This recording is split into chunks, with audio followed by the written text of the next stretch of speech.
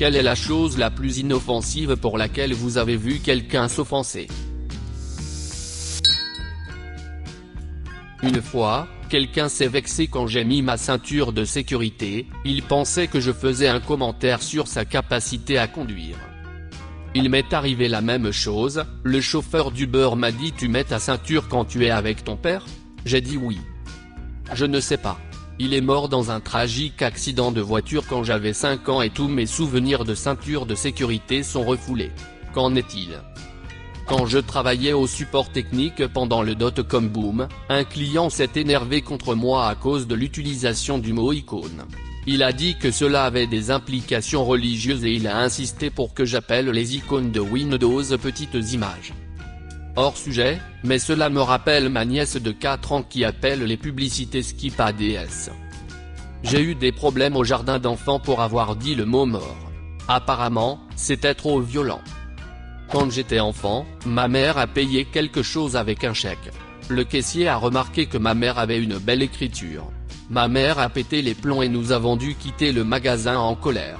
Aujourd'hui encore, je n'ai aucune idée de ce qui s'est passé. Je ne pourrai pas dormir ce soir tant que je ne saurai pas de quoi il s'agit. Peut-être que cela a fait remonter les sentiments douloureux de son échec aux examens d'entrée en médecine. Quelqu'un a été offensé par le fait que j'ai appelé mon frère bro. Ils ont insisté sur le fait que j'étais raciste et que les blancs ne peuvent pas être liés aux Mexicains. Comme sérieusement madame. Ce n'est pas comme ça que la génétique fonctionne. Nous sommes apparentés à 100% et sommes un mélange de blancs et d'amérindiens. Il n'est pas rare qu'un frère ou une sœur biologique soit plus clair ou plus foncé que l'autre, et même si nous n'étions pas apparentés. Sérieusement? Je suis raciste parce que j'appelle quelqu'un de proche mon frère malgré notre différence de couleur de peau? Sérieusement?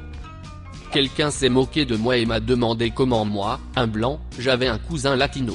C'est comme s'il ne réalisait pas que deux personnes de races différentes peuvent avoir des enfants ensemble.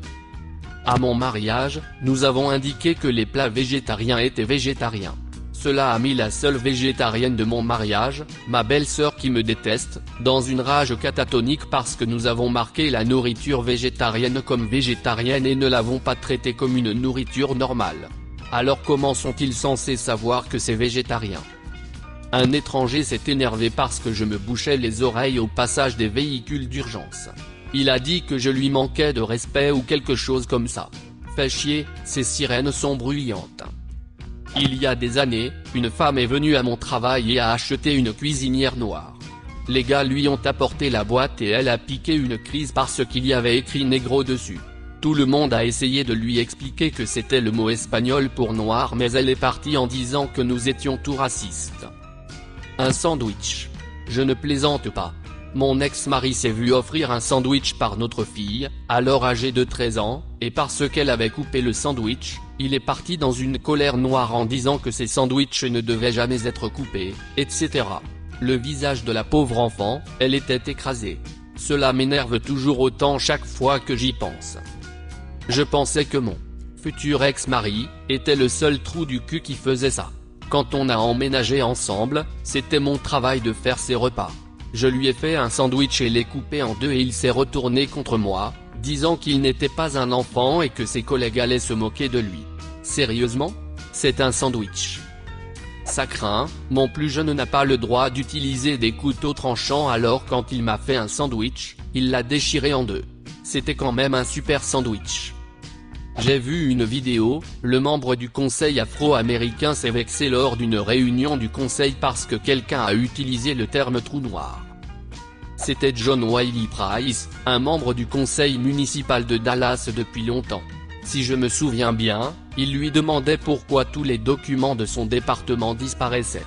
Alors il a commencé à faire une crise en disant pourquoi tout ce qui est mauvais doit être noir, comme le mouton noir, le gâteau du diable, etc. Et bien sûr, il n'a jamais répondu à la question de savoir où allait toute la paperasse. C'était 1 an après l'abrogation de la loi date.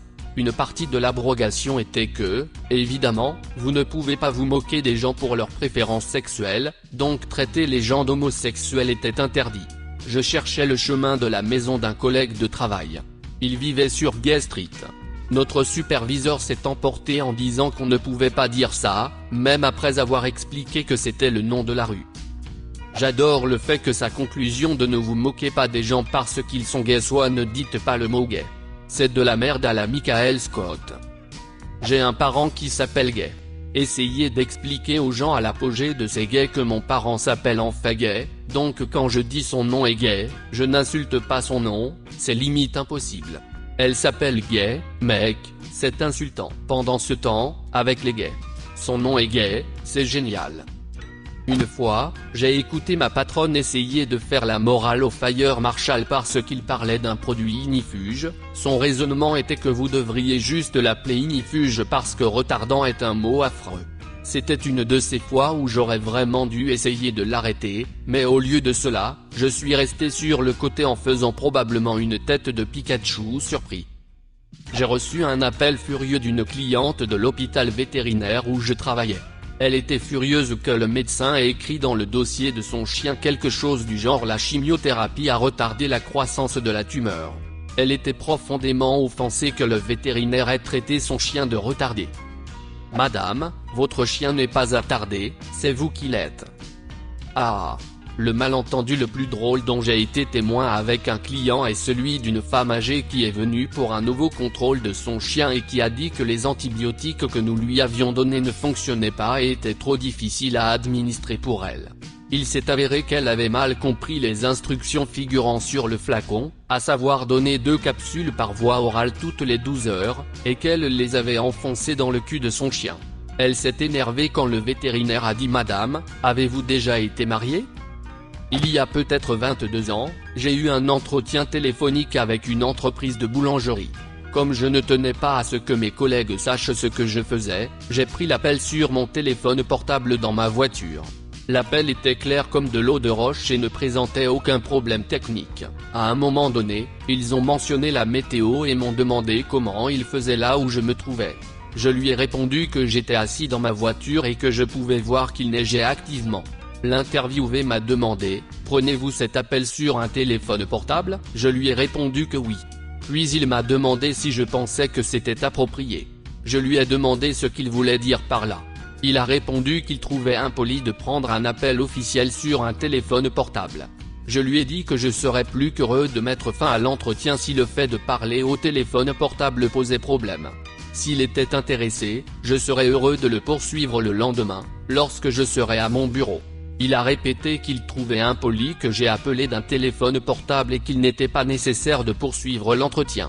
Je n'étais pas d'accord avec le premier point, mais j'étais d'accord avec le second. Aujourd'hui encore, je me demande de quoi il parlait et d'où il venait.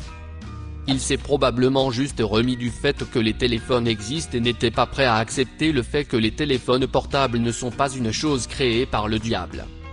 Je me demande si ce gars est aussi dehors maintenant, convaincu que la 5G vous donne le Rona. J'étais chez le vétérinaire avec mon chat et il a éternué. C'était apparemment très offensant pour une femme âgée, elle était là avec un corgi, et elle a commencé à me crier dessus pendant environ 30 minutes à propos de l'hygiène des animaux de compagnie. Désolé, j'ai essayé de lui apprendre à éternuer dans son mouchoir, mais vous savez comment sont les chats. Je suis sûr que son chien a fait bien pire en public. Je suis une personne handicapée. Ma vie est nulle à cause de mon handicap et le fait de ne plus pouvoir faire les choses que j'aimais me rend parfois assez déprimé. Un connard a essayé de me faire la leçon en me disant que j'étais handicapé parce que je souhaitais qu'il y ait un remède à mon handicap. J'en ai marre de ne pas apprécier d'avoir constamment mal et de finir peut-être dans un fauteuil roulant à l'avenir. Je travaillais dans un restaurant et nous avions installé des décorations d'Halloween. On a dû toutes les enlever quand quelqu'un a trouvé la décoration en forme de crâne à paillettes offensante. Une situation similaire m'est arrivée. Je suis infirmière dans un hôpital pour enfants. Je portais une blouse d'Halloween Mickey Mouse avec des petits squelettes dansant dessus. Un visiteur d'un de mes patients s'est plaint que je portais une blouse effrayante et inappropriée. Je pense que la meilleure partie de ce qui est effrayant est que nous avons tous littéralement des squelettes en nous en ce moment. Le drapeau canadien. On m'a dit que s'ils mettaient un drapeau canadien, en Pennsylvanie, les voisins viendraient et tireraient sur tout le monde. Je ne suis pas sûr de la logique de cette histoire. Certaines personnes sont bizarres lorsqu'il s'agit de drapeaux. J'habite dans un quartier majoritairement hispanique de New York, on ne peut pas passer devant une maison sans voir un drapeau portoricain ou quelques drapeaux américains. Une fois, une famille asiatique a emménagé ici et a mis un drapeau avec Bouddha dessus, un groupe de personnes a râlé et Bouddha a été enlevé. Apparemment Bouddha est raciste. À une fête d'Halloween où j'étais, ce type était déguisé en bacon géant. Une fille lui a crié dessus parce qu'il était si offensant envers les juifs et les musulmans, elle n'était ni juive ni musulmane. Un des gars musulmans de la fête lui a demandé de quoi elle parlait, mais elle n'a pas reculé. Ça me rappelle un reportage que j'ai vu il y a quelque temps, une famille musulmane s'est installée dans une ville majoritairement blanche, les blancs ont décidé qu'ils se sentiraient mieux accueillis s'ils retiraient de la bibliothèque tous les livres qui avaient un rapport avec les cochons ou le bacon. Je suppose que ce n'est pas parce que vous ne pouvez pas en manger que vous ne devez pas en voir ou en lire. Quand je travaillais au service clientèle, oui madame. Ne m'appelle pas madame. Ne m'appelle pas potin de madame, espèce de merde. Ok, monsieur. Les gens sont très offensés que je n'aime pas être touché. J'utilise une canne. J'ai eu un accident de voiture il y a quelques années et ça a bousillé ma jambe. Depuis, j'utilise une canne. Je marchais pour faire des courses, avant la pandémie, et un vieux type m'a jeté le regard le plus sale que j'ai jamais vu. Pourquoi as-tu besoin d'une canne? Tu n'es qu'un enfant. Dis-lui que l'accident de voiture n'a pas demandé ta carte d'identité en premier. Quelle est la chose la plus inoffensive pour laquelle vous avez vu quelqu'un s'offenser? Laissez un commentaire, et abonnez-vous à la chaîne si vous voulez voir plus de vidéos comme celle-ci.